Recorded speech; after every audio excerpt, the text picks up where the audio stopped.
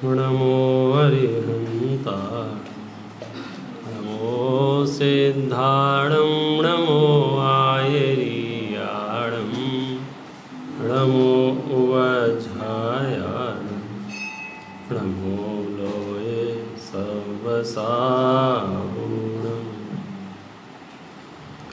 वन्दे तु सर्वसिद्धे ध्रुवमचलमणोभवं गतिं पत्ते मोक्षामि समयपाहुड मृणिमोऽसुधकेवली वणिदं नमः समयसाराय स्वानुभूत्या चकासते चित्स्वभावाय भावाय सर्वभावान्तरच्छिते अनन्तधर्मणस्तत्त्वं पश्यन्ति प्रत्यगात्मनः अनेकान्तमयी मूर्ति नित्यमेव प्रकाशताम्। ग्रंथाधिराज समय सार कर्ता कर्म अधिकार गाथा क्रमांक 80, 81, 82 ये 3 गाथाओं का योग है। इन 3 गाथाओं पर अपनी चर्चा चलेगी। प्रकरण बहुत स्पष्ट है। 2 द्रव्यों के बीच में चूंकि व्याप्य व्यापकपना नहीं बनता है, इसलिए कर्ता कर्मपना नहीं बनता है। सार यह है कि परद्रव्य के किसी भी परिणमन में किसी दूसरे परद्रव्य का कोई रोल नहीं है। कथन बड़ा भारी कथन है, कहने में कह दो, सुनने में सुन लो, लेकिन सच में ये महसूस करना कि परमाणु परमाणु आज़ाद है। एक एक द्रव्य अपने अपने परिणामों का कर्ता तो है कदाचित, लेकिन वो पर के परिणामों का कर्ता नहीं हो सकता है। वो कर्म और नो कर्म का कर्ता नहीं हो सकता है। क्यों? कर्म और नो कर्मों में आदि मध्य अंत में अंतर्व्यापक होकर नहीं रहता है। कर्म नो कर्म में आदि मध्य और अंत में अंतर्व्यापक होकर कौन रहता है? बोले पुद्गल रहता है। तो फिर उनका कर्ता पुद्गल हुआ, जीव नहीं हुआ। पुद्गल की तरफ से भी जीव के परिणामों का कर्ता पुद्गल नहीं है, क्योंकि जीव के परिणामों के आदि मध्य अंत में पुद्गल नहीं रहता है, अंतर्व्यापक होकर जीव रहता है। तो सब द्रव्य अपने अपने परिणामों के कर्ता हैं। फिर एक समस्या ये है कि हमने तो जिनवाणी में पढ़ा है कि फलानी प्रकृति से उदय से ऐसा होता है, क्षय से ऐसा होता है, क्षयोपशम से ऐसा होता है, अथवा जीव जब ऐसे परिणाम करता है तो अमुक जाति के कर्मों का बंधन होता है, उदय होता है, उदीर्णा होती है, सत्व होता है, और जो जो अवस्थाएं उत्कर्षण अपकर्षण होता है। तो हमने तो ये पढ़ रखा है कि जब जीव कुछ करता है तो पुद्गल कर्मों में, और पुद्गल कर्म जब परिणमित करते हैं तो जीव में भाव उत्पन्न होते हैं। और आप यहाँ ये समझा रहे हो कि चूंकि दोनों में व्यापी व्यापकपना नहीं है, इसलिए कर्ता कर्मपना नहीं है। इस प्रश्न के समाधान के लिए समझो अगली जो गाथाएं आ रही हैं 80, 81, 82, मतलब ये गाथाएं इस बात का प्रमाण हैं कि ऐसा नहीं है कि कुनकुन आचार्य देव को षटखंडागम में वर्णित कर्म सिद्धांत की व्यवस्था की खबर नहीं थी। उन्हें खबर थी। षटखंडागम में कर्म सिद्धांत का जितना जो कुछ भी वर्णन किया गया है A to Z उन्हें पता है। ऐसा नहीं है कि वे आगम के प्रचलित ज्ञान से अपरिचित हैं। प्रचलित ज्ञान माने कर्मों से क्या होता है, कर्मों के उदय से क्या होता है, कर्मों की उदीर्णा से क्या होता है, कर्मों के उत्कर्षण अपकर्षण से क्या होता है, कर्मों के क्षय क्षयोपशम उपशम से क्या होता है, अथवा जीव परिणामों में रागादि परिणाम होते हैं तो कैसा होता है, दर्शन मोह का परिणाम होता है तो कैसा होता है, चारित्र मोह का परिणाम होता है तो कैसा होता है। अंदर में परिणाम जैसे होते हैं वैसे कर्मों में, और कर्म जैसा परिणमन करते हैं वैसे जीव में। तो ये ज्ञान होने के बावजूद भी वे ये कह रहे हैं कि एक द्रव्य का दूसरे द्रव्य से कोई लेना देना नहीं है। कोई लेना देना नहीं है, उसके लिए शब्द प्रयोग किया है कर्ता कर्म संबंध नहीं है। तो कर्ता कर्म संबंध नहीं है, फिर कर्मों ने जीव को बांधा या जीव ने कर्मों को बांधा, ये बात कैसे बनेगी, ये व्यवस्था कैसे बनेगी, उसकी चर्चा अपन करते हैं इन 3 गाथाओं में। बहुत बढ़िया गाथाएं हैं।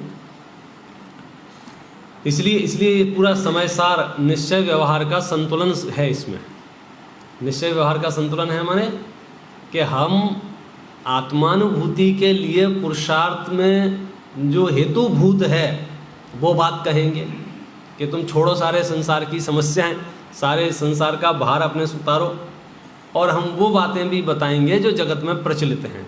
जगत में जो प्रचलित बातें हैं उनका क्या संबंध है और हम जो बता रहे हैं उनका क्या संबंध है। देखो अभी तो अपन ने अपनी बात बता दी कि एक द्रव्य का दूसरे द्रव्य में कर्ता कर्म संबंध नहीं है। अब सुनो, देखो उत्थानिका ही बढ़िया है। इसकी 157 नंबर का पेज है, 157।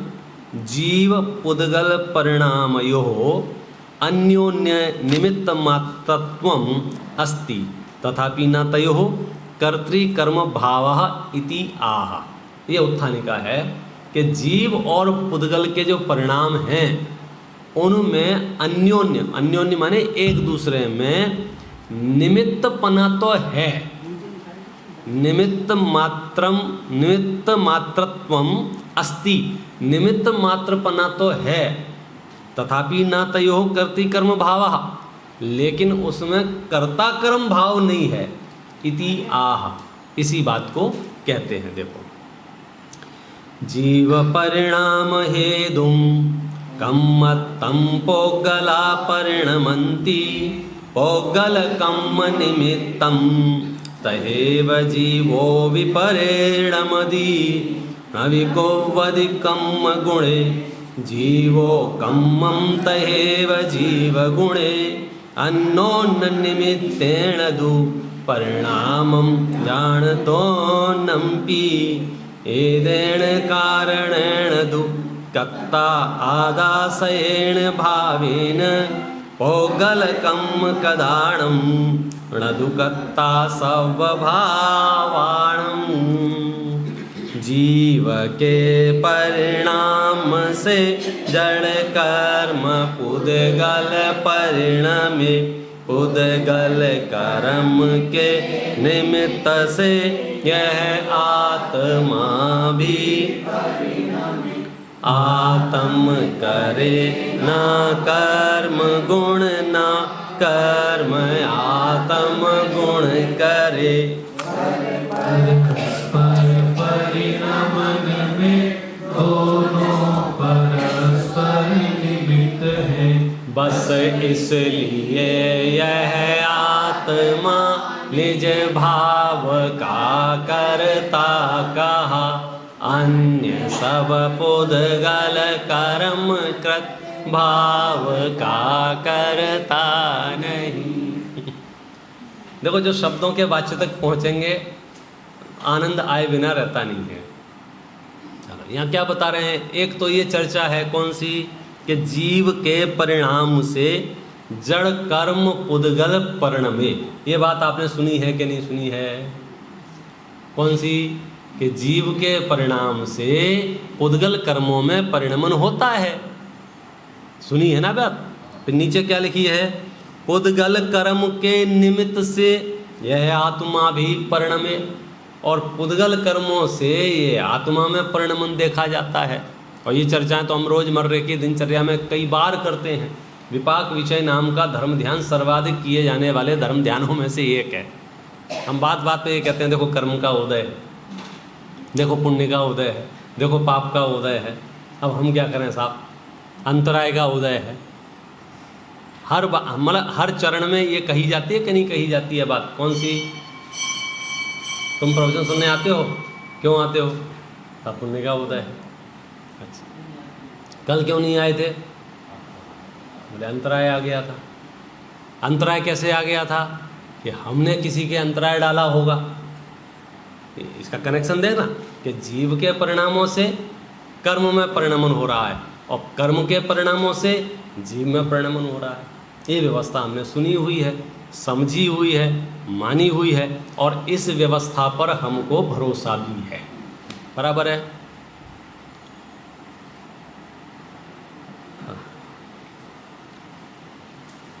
कर्म सिद्धांत के निमित्त नैमित्तिक पने की भी यहाँ चर्चा करेंगे, और समय सार का जो प्रदेय है कोई लेना देना नहीं है, उसकी चर्चा करेंगे। निर्णय करना थोड़ा सा जटिल पड़ता है, हम तो प्रथम चरण में ही डामाडोल होते रहते हैं। अभी तो कर्म सिद्धांत भी हमारे चित्त में अगर ठीक ठाक से बैठ जाए तो मुझे तो ऐसा लगता है बहुत समस्याएं समाधान हो जाती हैं। एक एक जीव एक एक स्वतंत्रतया परिणमन करता हुआ निमित्त नैमित्तिकपने से भी बंध बांधता है, वैसा उदय में आता है। तो सिद्धांत तो ये कहते हैं कि आप उदय में तो आप क्या करोगे, जो बांधा था आ गया। एक वाक्य था ना, क्यों सा, कि बंध समय चेत, उदय समय दिमाग मत लगा बंध समय चेत मतलब जब हम बंध बांधते हैं तब विचार कर के इन भावों का फल क्या होगा। जब उदय में आते हैं तब मत सोचो। अब हमको पता ही नहीं चलता है कब हम पुण्य बांधते हैं, कब हम पाप बांधते हैं। दादा बहुत कहते थे, खास करके इस प्रकरण में, कि जब वहाँ से 5 साल पूरे करके विद्यार्थी पढ़ के निकलते थे तो कुछ लोग दया दिखाते थे उनके ऊपर कि अब ये क्या करेंगे। तो दया दिखा के भी अपनी दुकान पर रख लेते थे, अपनी फैक्ट्रियों में, अपने व्यापारों में। तो दादा बहुत नाराज़गी व्यक्त करते थे, बहुत, कि तुम्हारे जैसा अहित करने वाला इस धरती पर दूसरा कोई नहीं है। तुम्हें लग रहा है कि हमने 10-20-50 हज़ार की नौकरी दे दी है, हमने इनका भला कर दिया है। हमने जो 5 साल में तैयार किया था एक एक चीज़, अगर आप 10-50 हज़ार की व्यवस्था करके इनसे प्रवचन करवा लेते, प्रभावना करवा लेते, विधान करवा लेते, आप समझे ना, आप अपने यहाँ रख के पाठशालाएँ चलवा लेते, शिविरें लगवा लेते, तो आप समझना कि आपने कुछ भला काम किया। आपने तो उनके पूरे हुनर को हमेशा हमेशा के लिए समाप्त कर दिया ना, जो अब टाइम ही नहीं है उसके पास। तो कब आप पुण्य बांध रहे हो, कब आप पाप बांध रहे हो, आधों को तो ये भी नहीं पता कब हमारा पुण्य का उदय चल रहा है, कब वो पुण्य का उदय क्षीण हो जाए। अच्छा, चित्त को ऐसा बड़ा कन्फ्यूजन है, भीड़ जैसा कहे, वो लगता है हाँ बढ़िया है, बढ़िया बढ़िया। कौन, किसको पुण्य का उदय कहें, किसको पाप का उदय कहें, बोलो। धन संपदा वैभव इतनी बढ़ जाए कि मंदिर आना भी तुम्हारे लिए मुश्किल हो जाए, तो बोले पुण्य का उदय है क्या पाप का उदय? एक मिले बोले बहुत पुण्य का उदय आया हमारा, क्या कि हमको बहुत बढ़िया जगह बहुत कम दाम पर प्लॉट मिल गया। अच्छा, फिर क्या किया? फिर हमने उसे बहुत बढ़िया जुगाड़ से, वो सरकारी काम वहाँ चल रहा था तो वहीं जुगाड़ बन गई, तो आधा का आधा तो सरकार का, आधा हमारा, ऐसा करके हमने बना लिया। फिर क्या हुआ? बस यही है कि दूर इतना है कि अब रोज़ मंदिर नहीं आ पाते हैं बना महल जैसा है, फोटो डालें तो ऐसा लगे कि तो स्वर्ग में रह रहा है, लेकिन मंदिर नहीं आ पा रहा है, स्वाध्याय नहीं कर पा रहा है। तो प्रश्न ये है, पुण्य का उदय आया उस जीव के, पाप का उदय आया कौन माने पुण्य का उदय किसे कहते हैं, पाप का उदय किसे कहते हैं, बोलो। मतलब हमको 2 दिन में पुण्य का उदय, 2 दिन में पाप का, पता ही नहीं चले कौन सा पुण्य का उदय है, कौन सा। हम समझ रहे हैं कि हमने उपकार कर दिया। क्या उपकार कर दिया? कि सामने वाले का पुण्य का उदय ला लिया। पुण्य का उदय ला लिया कि देवसार गुरु से वंचित कर दिया। तो आपने अगर देवसार गुरु से वंचित कर दिया तो उसको पुण्य का उदय कौन कहे? अभी प्रकरण ये नहीं है, अभी तो प्रकरण दूसरा है। ये तो सिर्फ इसलिए याद दिलाया है कि इस प्रकरण से हम परिचित हैं। किस प्रकरण से? पुण्य के उदय से, पाप के उदय से, कर्मों के उदय से, कर्मों की उदीर्णा से। मतलब कर्मों की वजह से आत्मा में और आत्मा की वजह से कर्मों में परिणमन होता है, ये बात हमने जानते हैं। बराबर है। यहाँ क्या कह रहे हैं कि कोई लेना देना नहीं है 2 बातें विरुद्ध हुई क्या नहीं हुई? विरुद्ध नहीं हैं, विरुद्ध प्रतीत हो रही हैं। अनेकांतमयी मूर्ति नित्यमेव प्रकाशताम, जिनके चित्त में अनेकांतमयी मूर्ति प्रकाशित हो रही है उन्हें तो कोई इसमें विरोधाभास भी नज़र नहीं आएगा। आप समझते हैं? देखो 3 गाथाएं हैं। पहली गाथा में तो जगत प्रसिद्ध व्यवस्था बता दी। कौन सी? जीव के परिणाम से जड़ कर्म पुद्गल परिणमे, पदगल कर्म के निमित्त से यह आत्मा भी। बोलो ख्याल में आया? इस व्यवस्था में कोई प्रॉब्लम है, समस्या है ना? समस्या क्या समस्या है? कि आप 2 मिनट पहले हमको समझा रहे थे, क्या समझा रहे थे? कर्म के परिणाम को, नो कर्म के परिणाम को जीव नहीं करता है, ये समझा रहे थे ना। और अब क्या बता रहे हैं? जीव करता है। तो दोनों विपरीत बात हुई क्या नहीं हुई? कौन सी रावका जी, क्या बात चल रही है? आत्मा कर्मों में कुछ कर सकता है कि नहीं कर सकता है? कर्म आत्मा में कुछ कर सकते हैं कि नहीं कर सकते हैं? कल तक तो ये बात चल रही थी कुछ नहीं कर सकते। अब क्या बता रहे हैं? कि जीव के परिणाम से जड़ कर्म पुद्गल परिणमे, पुद्गल कर्म के निमित्त से यह आत्मा भी परिणमे। बोलो भैया। और नीचे की गाथा फिर पढ़ लो। आत्म करे ना कर्म गुण, ना कर्म गुण आत्म करे, पर परस्पर परिणमन में दोनों परस्पर निमित्त हैं। बस सारा खेल इस एक शब्द का है। कौन सा? परस्पर निमित्त हैं। अब निमित्त के लिए आपको निमित्त का पोस्टमार्टम करो। निमित्त किसे कहते हैं? बोलो भैया भागवतकर जी, निमित्त किसे कहते हैं? जो कार्य, जो स्वयं परिणमित होते हुए कार्य के परिणमन होने में अनुकूल होने का आरोप जिस पर आ सके। आप निमित्त की परिभाषा पढ़ो तो आपको पता चले कि निमित्त क्या है। हम तो निमित्त को उपादान जैसा समझ रहे हैं। निमित्त माने कि जब कार्य परिणमन कर रहा था, उस परिणमन के काल में जो अनुकूल पने का आरोप जिस पे ऊपर आया, वो निमित्त है। अनुकूल पने का आरोप का मतलब क्या होता है? अनुकूल पने का आरोप माना कि देखो, अनुकूल और प्रतिकूल तो व्यवस्था में है ही नहीं, आरोप आता है। आरोप आता है ना, कौन कौन समर्थन में है, कौन कौन विरोध में है, इसका निर्णय कैसे करते हो? कैसे करते हो? सिर्फ जबानी जमा खर्च से ही है ना। कोई काम हो रहा है या कोई काम हुआ है, किसका, कौन उससे खुश होता है, कौन उससे नाराज होता है? तो जो उसकी अनुमोदना करते हैं उसमें उनका कर्तृत्व भाव शामिल हो जाता है, और जो उसका विरोध करते हैं वो उसके अगेंस्ट हो जाते हैं। दोनों कौन हैं? बोले निमित्त हैं, लेना देना नहीं।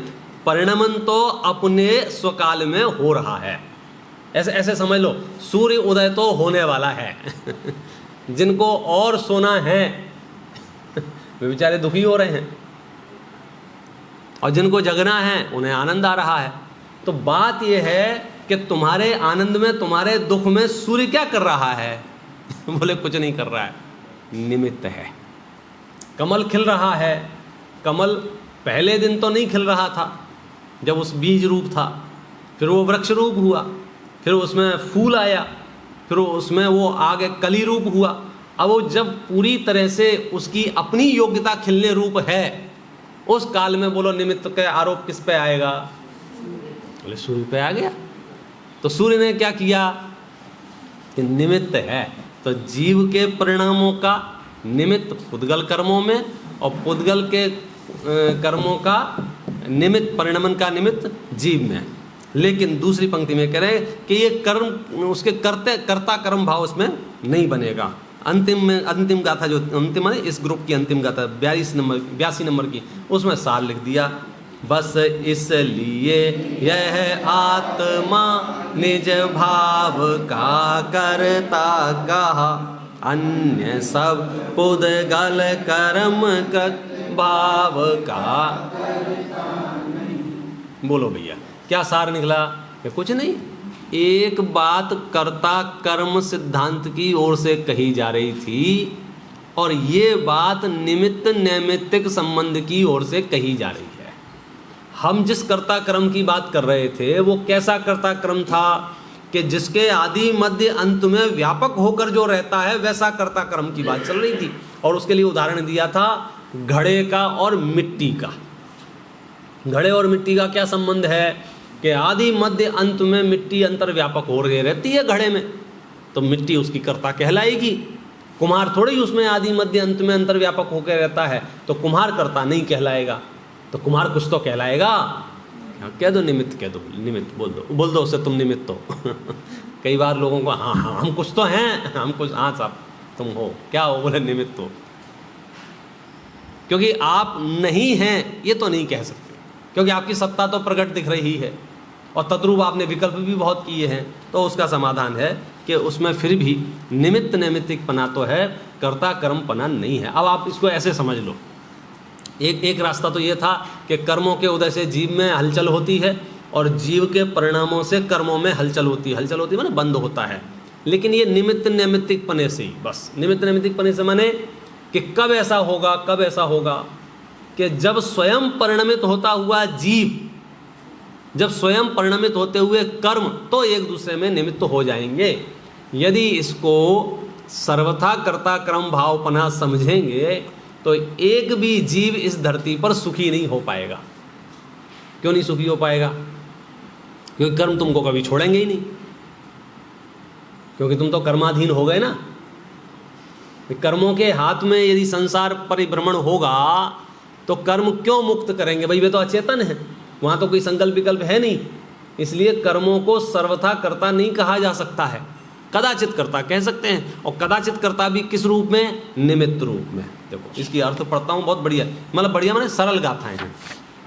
आप गाथा ही 2-4 बार पढ़ लोगे तो आपको अर्थ समझ में आने लग जाएगा। देखो, जीव के परिणाम से जड़ कर्म पुद्गल परिणमे, पुद्गल कर्म के निमित्त से यह आत्मा भी आत्म करे गुण ना कर्म आत्म गुण करे, परस्पर परिणमन में दोनों परस्पर निमित्त है।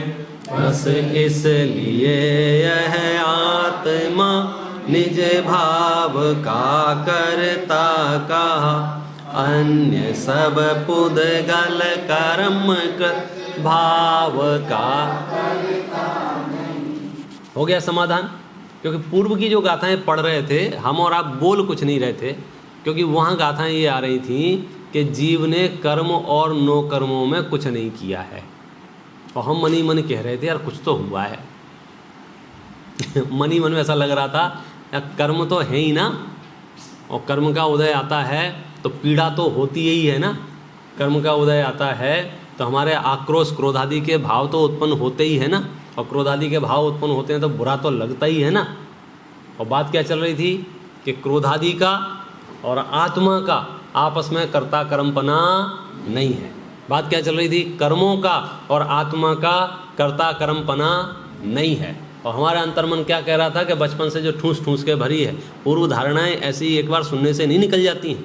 हम सुनते हुए भी कहें कुछ नहीं, अंतर्मन शंका में स्वीकार नहीं होता ना ऐसी व्यवस्था। हमारा कुछ हस्तक्षेप नहीं है कि हाँ साहब तुम्हारा कुछ हस्तक्षेप नहीं है। और देखो आपने सबने मतलब अपने अपने स्तर पे मुकुट बांध रखा है कर्तापने का। मतलब छोटे से छोटा बच्चा भी अपने मुकुट पर कुछ ना कुछ करने का कर्ता बना घूम रहा है। हर कोई जहाँ जिस स्तर में है, जिस पद पे है, प्रधानमंत्री होगा तो प्रधानमंत्री जैसा सेहरा बांध रखा होगा कर्तापने का, और गृहस्थ होगा गृहस्थ जैसा, और यदि मिथ्या दृष्टि मुनि होगा तो मिथ्या दृष्टि मुनि जैसा। कोई फर्क नहीं पड़ रहा है बाहर से वेश क्या है, यदि अंदर में वो मिथ्यात्व है तो रह रह के बोलता है वो, मैं करता हूँ, मैं करता हूँ, मैं करता हूँ, मैं करता हूँ। आचार्य देव क्या कह रहे हैं कि आप कैसे करता हैं ये बताओ। आप उसमें अंतर्व्यापक नहीं होते हैं। कैसा अंतर्व्यापक तो नहीं होते, तो फिर आप करता नहीं। उन्होंने मेरा काम बिगाड़ दिया। कैसे बिगाड़ दिया काम? उन्होंने उनसे ऐसा कह दिया था तो मेरा काम बिगड़ गया था। सब झूठ बातें। किसी के कहने से और किसी के बोलने से काम बिगड़ने लग जाएं और बनने लग जाएं तो भाई साहब प्रलय आज ही उपस्थित हो जाएगा। हमको ये बात तो स्वीकार हो। पहली बात भागवतकर जी, कोई इस धरती पर ऐसा है जो आपके काम बिगाड़ सकता हो और बना सकता हो? धांधली यहीं से शुरू होती है, पराधीनता यहीं से शुरू होती है, डिपेंडेंसी यहीं से शुरू होती है। हमें लगता है कि कोई तो हमारे काम बना देगा और कोई काम हमारे बिगाड़ देगा। आचार्य कहते हैं कि मूल वस्तु के नज़दीक जाके तत्समय की योग्यता तो बाद में आएगी। यदि कर्म सिद्धांत में तुम्हें स्वीकार है तो कोई दूसरे की चलती नहीं है, दूसरे की चलती नहीं। वो हमारा अपयश कर देंगे, कोई तुम्हारा अपयश नहीं करना। अपयश प्रकृति का उदय नहीं हो तो कोई कैसे अपयश कर देगा, और यश प्रकृति का उदय हो तो ना हो तो कोई कैसे यश कर देगा, संभव ही नहीं है। बात तो फिर अंदर अंदर चल रही है कि कर्मों के उदय से मेरे परिणामों में और मेरे परिणामों से कर्म के उदय में कुछ होता है क्या नहीं होता है। यहाँ होता है, क्या होता है, निमित्त नैमित्तिकपना होता है, कर्ता कर्मपना नहीं होता है। कर्ता कर्मपना क्यों नहीं होता है, क्योंकि मैं थोड़ी कर्म रूप हो जाता हूँ। मैं स्वयं कर्म रूप हो जाऊं तो कर्ता कर्मपना सिद्ध होगा, मैं नो कर्म रूप हो जाऊं तो कर्ता कर्मपना सिद्ध होगा। मुझे आदि मध्य अंत में अंतर्व्यापक होना पड़ेगा तब कर्ता बनूंगा मैं। ख्याल में आता है। घड़े का कर्ता कौन, मिट्टी। क्यों, क्योंकि मिट्टी घड़े के आदि मध्य अंत में अंतर्व्यापक है, बराबर है। अब इस मकान का कर्ता कौन, क्या बोले मैं, क्या तुम इसमें अंतर्व्यापक हो। अब ज्ञान में मिथ्या दृष्टि अंतर्व्यापक मानता है अपने आप को, ये अलग बात है। वो तो अंतर्व्यापक माने उसे तो ऐसे ही लगता है मैं ही खड़ा हूँ, ये मेरा ही रंग रूप है, मेरा ही वैभव है। तो बोले अंतर्व्यापक यदि नहीं है तो आप कर्ता नहीं हो सकते हैं। तो बाह्य उदाहरण छोड़ो, मूल बात पे आओ। कर्म और नो कर्म के कर्ता आप हैं, क्या हम कर्ता नहीं हैं। क्यों नहीं है, क्योंकि आप कर्म और नो कर्म में आदि मध्य अंत में अंतर्व्यापक होकर नहीं रहते हैं, इसलिए आप कर्ता नहीं हैं। तो फिर क्या हैं हम, निमित्त। तो खुश रहो, जाओ बोल दिया थोड़ा। अब बस निमित्त के मतलब समझ लेना, निमित्त के भरो, मुंह से बोलोगे निमित्त और मन ही मन मनोगे कर्ता। ये सब बड़ी श्रद्धा गुण का परिणमन, ज्ञान गुण का परिणमन, सम्यक दर्शन, मिथ्या दर्शन जो कुछ भी है सब अंतर परिणति है भाई। सब आपके अलावा केवलियों के अलावा किसी को आता पता नहीं चलता है। हम मुंह से बोलेंगे नहीं साहब हमने कुछ नहीं किया है, हमने कुछ नहीं किया, ये तो सब हो रहा है, आप सब कर रहे हैं, हो रहा है आप सब, और अंदर ही अंदर मैं ही तो हूँ, मैं ना हूँ तो प्रलय आ जाए। शब्द क्या निकलेंगे। अक्सर देखना जब किसी का सम्मान किया जाए तो कैसे करते हैं, नहीं साहब हमने कुछ नहीं किया, हमने कुछ नहीं किया, हमने कुछ नहीं किया। और सम्मान ना किया जाए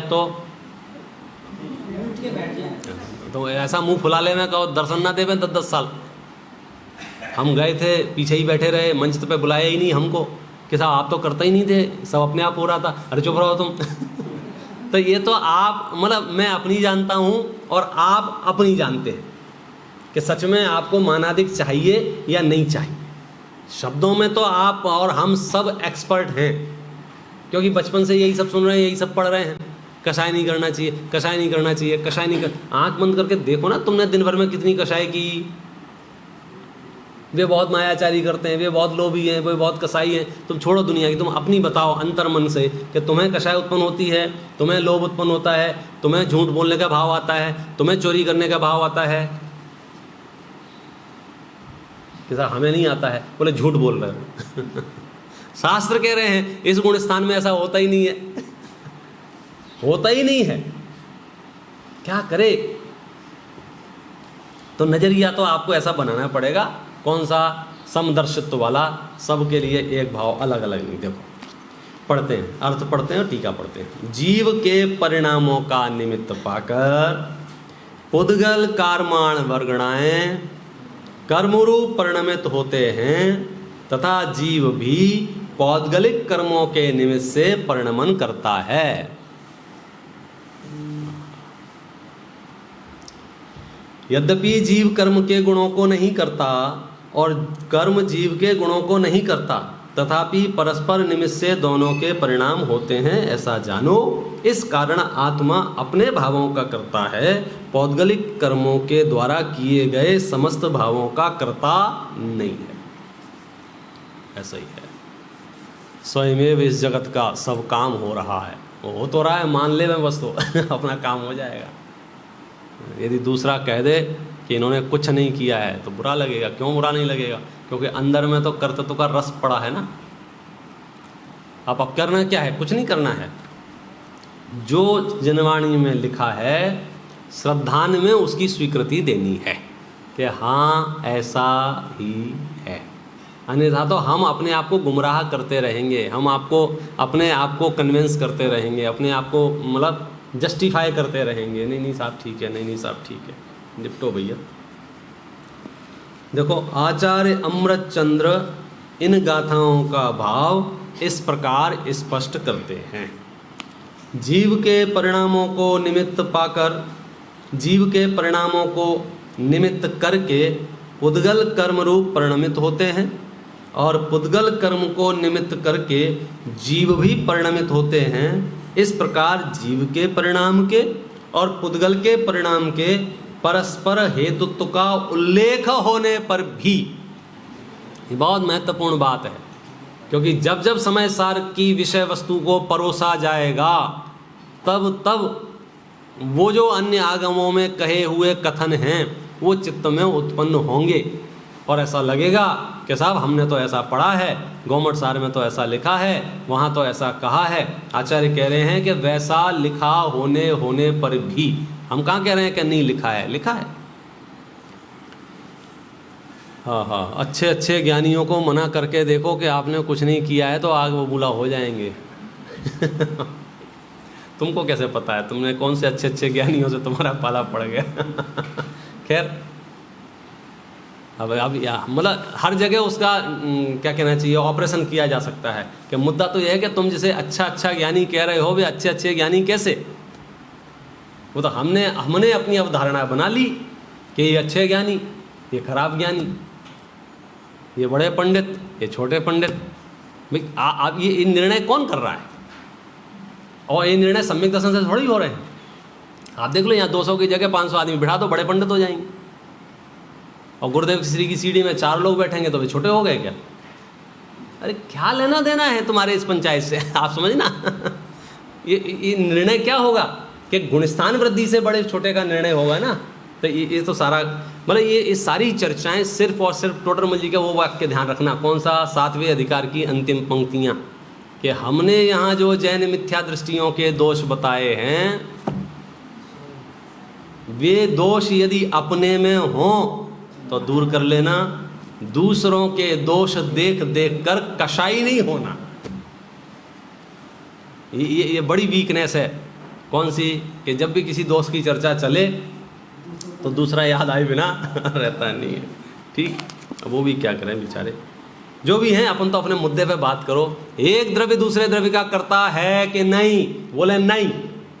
क्यों नहीं? क्योंकि व्याप्य व्यापकपना नहीं बनता है। तो हमने तो पढ़ा है कि जीव के परिणामों का पुद्गल कर्म और पुद्गल के परिणामों का जीव आपस में करते हैं।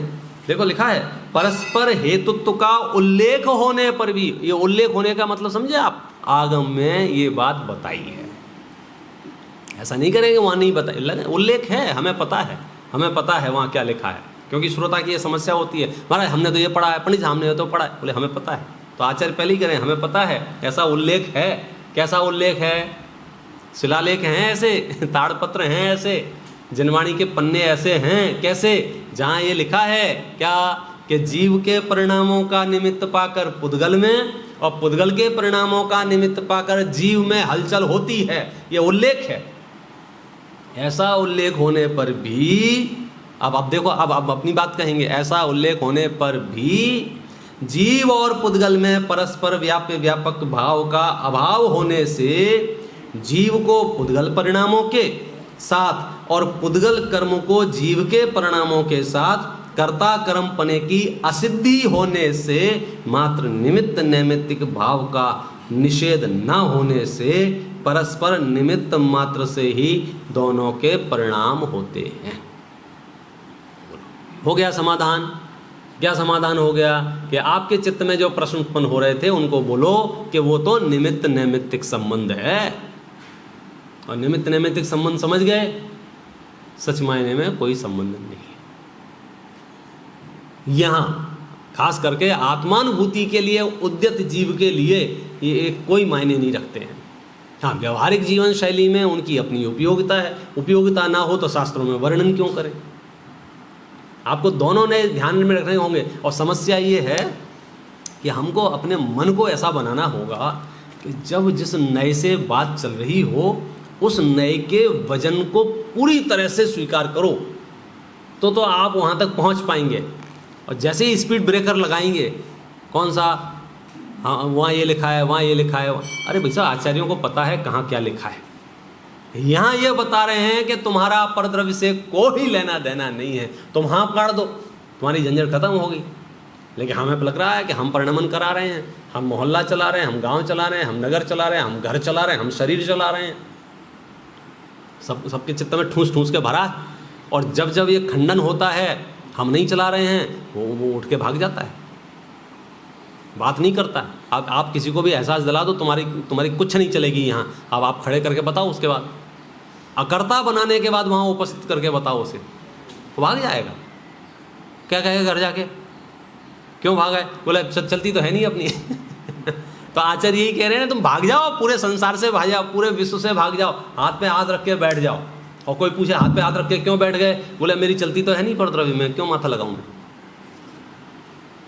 भाई होता है ना, शुरू में जब लोग अपरिचित होते हैं तो एक दूसरे से बहुत सारी अपेक्षाएं होती हैं।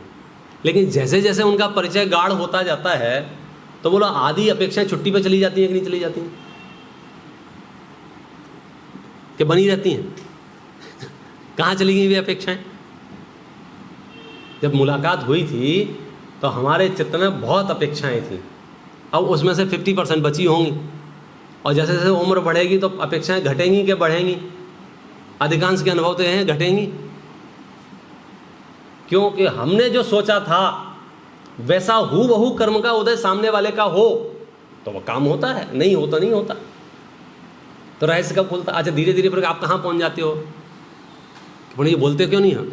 हमने बोलना छोड़ दिया है। क्यों भैया, क्यों बोलना छोड़? वे मानते ही नहीं है। तो तुम जो है 20-25 साल माथापच्ची करने के बाद इस निष्कर्ष पर पहुँचोगे कि कोई हमारी सुनता नहीं है। आचार्य देव पहले दिन बता रहे हैं कि बेटा तुम सुनाने को पैदा नहीं हुए हो। लेकिन हम मानेंगे नहीं जब तक हम मुँह की नहीं खाएंगे तब तक। और कई होते इतने होशियार होते हैं कि मुँह की खाने के बाद भी नहीं मानते। वो पतंगे जैसी हालत हो जाती है ना, पतंगा अग्नि में कूदता है, जलता है, परेशान होता है, थोड़ा ठीक होता है फिर कूदता है, थोड़ा ठीक होता है फिर कूदता है, थोड़ा ठीक होता है फिर कूदता है। एक कुत्ता पाला, उसने काट लिया, उसको छोड़ के आ गया, दूसरा कुत्ता ले आया, उसने काट लिया, फिर छोड़ के आ गया, फिर तीसरा ले आया, फिर छोड़ा, फिर पाल। तो छोड़ क्यों नहीं रहे? बोले बैठते ही नहीं। दर्शन मोह की ऐसी करामात है कि 5 इंद्रियों के विषयों में सुख नहीं है, ये महसूस ही नहीं होता है। और हर बार ठगाए गए हैं। 4 दिन आर्ध्यान रौध्यान कर लिया है, 4 दिन जग लिए हैं, नींद की गोलियां खा के सो लिए हैं स्ट्रेस में, लेकिन उसके बाद भी खड़े वहीं हैं। चलो ठीक है, इनसे नहीं हुए, ये भला करेंगे, ये भला नहीं करेंगे, वो भला करेंगे, वो नहीं वो करेंगे। आचार्य देव आपको पहली दिन बता रहे, इस विश्व में एक परमाणु भी ऐसा नहीं है जो तुम्हारा भला करेगा। धोखे में मत रहना। बोले हमारे पास इतनी लिस्ट है, ये हमारे फेवर में है, ये सब झूठ कहानी है, फाड़ के फेंक दो उस लिस्ट को। तुम किसके फेवर की बात कर रहे हो? कोई भी व्यक्ति कितना ही समर्पित रहे, उसकी एक इच्छा भंग हो जाए, उसका सारा समर्पण मतलब गायब हो जाएगा। क्यों भैया, क्यों ऐसा हो गया? उसकी गलती नहीं है, वस्तु स्वरूप ऐसा है। कोई किसी में कुछ करे कोई किसी में कुछ कर सके, ये व्यवस्था ही नहीं है। तभी भाई साहब बिना पेट्रोल की गाड़ी चलेगी अपनी, और जिस दिन आपकी बिना पेट्रोल की गाड़ी चलेगी उस दिन आप पराधीनता खत्म हो जाएगी। आपको एक एक परमाणु का परिणमन ख्याल में आने लग जाएगा। अभी तो घने निमित्तिक संबंधों को एक दूसरे पर आरोपित कर दिया है। भाई ये क्यों चल रहा है? बोले एक्सल की वजह से। एक्सल क्यों चल रहा है? स्टीयरिंग की वजह से। स्टीयरिंग क्यों चल रही है? हमारी वजह से। हम क्यों चल रहे हैं? घर वालों की वजह से। घर क्यों चल रहा है? सरकार की वजह से। ये बोले पागलपन है भाई साहब, डिपेंडेंसी है ना। और समाचार क्या कह रहा है? मुझे अशरीरी होने का मार्ग मिला। अब मार्ग अशरीरी होने का मिला है और दिन भर दिमाग चलता है शरीर और संयोगों में, और बेहतर कैसे हो जाए, और बढ़िया कैसे हो जाए, और व्यवस्थित कैसे हो जाए, और चलो आ जाओ भैया। देखो आगे एक पैराग्राफ और है, ज़बरदस्त है, हैवी डोज है, हैवी डोज। अगर समझ में आ जाए ना तो अनंत काल के लिए जीव निराकुल हो जाए, कहीं कोई माथापच्ची है ही नहीं। जिस प्रकार मिट्टी का घड़ा, मिट्टी द्वारा घड़ा किया जाता है, मिट्टी द्वारा क्या किया जाता है? घड़ा किया जाता है। उसी प्रकार अपने भाव से अपना भाव किए जाने के कारण जीव अपने भाव का कदाचित करता होता है, किंतु जिस प्रकार मिट्टी से कपड़ा नहीं किया जा सकता, उसी प्रकार अपने भाव से पर भाव का किया जाना अशक्य होने से जीव पुद्गल भावों का कर्ता तो कदापि नहीं हो सकता। यह क्या लिखा है? इति निश्चयः। मूल संस्कृत पढ़ो तो तबीयत खुश हो जाती है। इति निश्चयः।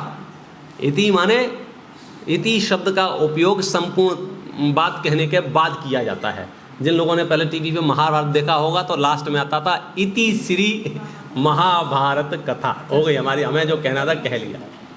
और शुरुआत करेंगे तो कहेंगे अथ श्री, तो अथ और इति, अथ प्रारंभ में करते हैं, इति अंत में करते हैं। इति निश्चयः, यह निश्चय हो गया। क्या निश्चय हो गया? कोई किसी की नहीं मानेगा। अब क्या करें? मन माने का भाव ही खत्म हो गया। बोलो महाराज जी। भाव का किए जाने के कारण जीव अपने भाव का करता कदाचित क्यों अनेकांतोपि अनेकांतः। प्रश्न ये है कि अपने भावों का कर्ता तो सर्वथा होना चाहिए ना। वहाँ कदाचित क्यों लिखा है? अपने भावों का तो कर्ता है ना, तो अपने भावों का भी कदाचित कर्ता क्यों है? कि तुम जैसा कर्ता समझ रहे हो वैसा कर्ता नहीं है। तुम कर्ता समझ रहे हो उठापटक वाला, तुम कर्ता समझ रहे हो हेर फार वाला, तुम कर्ता समझ रहे हो कि हम कुछ कर देंगे, वैसे करता नहीं हो। कैसे करता हो? ज्ञाता रूप करता हो। बड़ा विचित्र है ये विषय। मतलब पर्यायों का जो प्रवाह क्रम है, चूंकि मैं स्वयं उस रूप परिणमित हो रहा हूं, तो मैं कदाचित करता तो बना, लेकिन ऐसा करता नहीं हूं कि 20 नंबर वाली पर्याय को मैं आज यहां उपस्थित कर दूं। ऐसा करता नहीं हूं। तो कैसे करता हो? स्वयं परिणमित होते हुए करता। मतलब कर्ता में भी आप अकर्ता हो भैया यार। ये करें क्या? एक कर्तापने का जो रस तो क्या कहें, इसे जहर कहना चाहिए। हम और आप जितने लोग भी इस धरती पर पीड़ित हैं, जब जब पीड़ित हैं, जितने जितने अंशों में पीड़ित हैं, लिख के ले जाओ, उतने उतने अंशों में तब तब कर्तापने का जहर सर चढ़ के बोलता है। मैंने तो पहले ही कहा था, मैंने तो पहले ही। क्या है? तुम सर्वज्ञ हो। ऐसा ही होना था। हमारी कोई सुनता नहीं, हमारी कोई सुनता नहीं। क्यों सुनेंगे तुम्हारी? कौन हो तुम ये बताओ? आज़ादी का मार्ग है ये। और अकेले अपनी आज़ादी नहीं है, ये सामूहिक आज़ादी है। ऐसा नहीं है हम तो आज़ाद हो जाएंगे तुम बंधन में पड़े रहो, ऐसा नहीं। सबकी आज़ादी है। इति निश्चयः, यह निश्चय है। क्या निश्चय है? ख्याल में आया? प्रकरण सरल है कठिन है? क्या सरल है? क्या सरल है? एक परमाणु का भी परिणमन मेरी मर्जी से नहीं होगा। राहत की सांस लो, विषय ही खत्म हो गया। परिणमन कराने का भाव ही गायब हो गया। ये इस श्रद्धा से स्वीकार तो करो। आकुलता किस बात की थी? परिणमन कराने का भाव था। ये वस्तु ऐसा परिणमन करे, ये वस्तु ऐसा परिणमन करे, ये वस्तु ऐसा परिणमन करे। बाद में क्या रहस्य खुला? तो फिर क्या अंतिम निर्णय क्या होगा? बोलो, बताओ, समझाओ। इस विषय को उदाहरण देके समझाओ। मोदी जी, आपकी सरकार चल रही है, आप बताओ।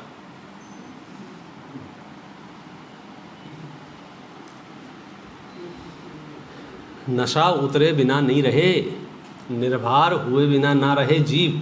भार किस बात का है? भार किस बात का है? मेरा बच्चा है, मैं जैसा सोच रहा हूँ वैसा परिणमन करना चाहिए। बोलो वो वैसा परिणमन करेगा कि नहीं करेगा? ये हमारे अपने साधर्मी हैं। आप सोच नहीं सकते। एक कर्तापने का मैं व्याख्याएं जहाँ जहाँ सोचने बैठता हूँ ना सुरेश जी, उतनी दिशाएं समझ में आती हैं कि कहाँ कहाँ कर्तापना है। एक कोई मुझे दान दे के चला गया था, पता है? उदाहरण में, एक कोई मुझे दान दे के चला गया था। आधे घंटे बाद उसने दूसरे को दान दिया। तो पता क्या कहते हैं? देखो अपने दातार को ले लिया इन्होंने, अपने दातार को ले लिया। तुम उसे जानते थे? नहीं, बोले नहीं जानते थे। अब वो तुम्हारा दातार, मतलब 2-3 साल से तुम्हें दान दे रहा है, तो दातार तुम्हारा हो गया। कब्जा समझ रहा हो? हमारा मानसिक कब्जा कैसा है।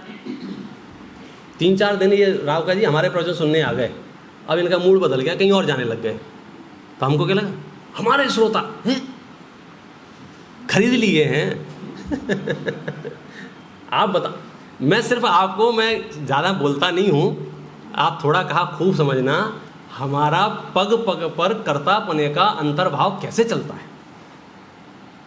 हमारे लोग, तुम्हारे लोग माने, अरे भैया वसुदेव कुटुंबकम में रहते हो, सत्वेषु मैत्री की भावना भाते हो, यहाँ सारे जीव समान हैं, कोई हमारा नहीं है, कोई तुम्हारा नहीं है, कोई किसी का नहीं है। ये सब यहीं का रामायण है ये। लेकिन कर्तापने का अहंकार कैसा है, वो विवेक जी को अच्छा भाव हुआ 4-6 दिन से, विवेक जी हमारे, अब विवेक जी हमारे मतलब, अब बांध दो जंजीरें पैर में, विवेक जी यहाँ से हिलेंगे नहीं, कुंडी लगा दो यहाँ से जाएंगे नहीं, क्यों हमारे हैं। अरे भाई साहब तुम्हारे का मतलब क्या है, मतलब आज़ादी आप नहीं महसूस कराओगे तब तक आप निर्भर नहीं हो। पहले से पहला कानून ये है, पहले से पहला कानून कौन सा है, मेरा पर द्रव्य में कुछ चलता नहीं है। फिर आप आनंद जीवन का जितना मिल जाए उतने के लिए धन्यवाद, नहीं मिला तो बोला हम पहले ही दिन कह रहे चलती तो है ही नहीं अपनी। मतलब जो आपको अनुकूल हो रहा है उसको बोनस मानो भाई साहब, तुम कोई क्या हो, आप हकीकत बताओ। मतलब बहुत इसकी कषायों का जो अनुक्रम उत्पन्न कहाँ से होता है, पर द्रव्य के हस्तक्षेप से, पर द्रव्य के कर्तापने के, पर द्रव्य। अरे भाई साहब जिस पार्क में हम जाते हो ना और 2-4 दिन लगातार जिस कुर्सी पे बैठ जाएं, हमारी कुर्सी, वो हमारी कुर्सी पे आके बैठ गए। आप सोच नहीं सकते हो मैं क्या बोलूं, जितनी समाचार कानों में पढ़ते हैं ना। एक शिकायत करने आया, रोज मैं जहाँ पूजा करता था वो वहाँ आके बैठ गया, मेरी जगह पे पूजा करने बैठ गया। अब उसका पूजा ही में मन नहीं लगा, क्यों नहीं लगा, वो मेरी जगह पे बैठ गया। तो मैंने कहा लाओ रजिस्ट्री दिखाओ, नहीं लिखा पढ़ी कुछ नहीं हमारे पास, फिर काय को बकवास कर रहे हो यार, तुम्हारे लिखा पढ़ी नहीं तो पट्टी चिपका दो ना। ये सब मानसिक पीड़ाएं हैं जिससे हम स्वयं दुखी होते हैं, दूसरा नहीं। समय सार आपको आज़ाद करेगा इन सब पीड़ाओं से। परमाणु मात्र पर भी मेरा अधिकार नहीं है, परमाणु मात्र का भी मैं करता नहीं हूँ। छिद जाए, भिद जाए, नष्ट हो जाए, प्रलय हो जाए, मेरे माथे पर सल पड़ने वाली नहीं है। देखो यह आत्मा, पढ़ देता हूँ छोटे से, यह है आत्मा अनादि काल से ही पर के कर्तृत्वादि की मान्यता से इस प्रकार ग्रसित है कि अनेक युक्तियों और आगम के आधार पर बारंबार समझाए जाने पर भी मिथ्यात्व के जोर से इसकी यह कर्तापने की बुद्धि नहीं टूटती है, नहीं छूटती है। मतलब कैसे कैसे चिपकते हम परद्रव्यों से, कैसे चिपकते हैं। मैं उसका आप सोचना, आप होमवर्क करना थोड़ा सा कि हम कहाँ कहाँ कब्जा कर लेते हैं। कब्जा माने मानसिक कब्जा। ओम नमः सिद्धेभ्यः। कहीं कब्जा है नहीं अपना भैया, पर से कुछ भी संबंध नहीं। सहजानंदी शुद्ध स्वरूपी अविनाशी में आत्मस्वरूप, सहजानंदी शुद्ध स्वरूपी अविनाशी में आत्मस्वरूप, सहजानंदी शुद्ध स्वरूपी अविनाशी में आत्मस्वरूप, निज निधि निज में बताई यह अनंत उपकार है, उसके लिए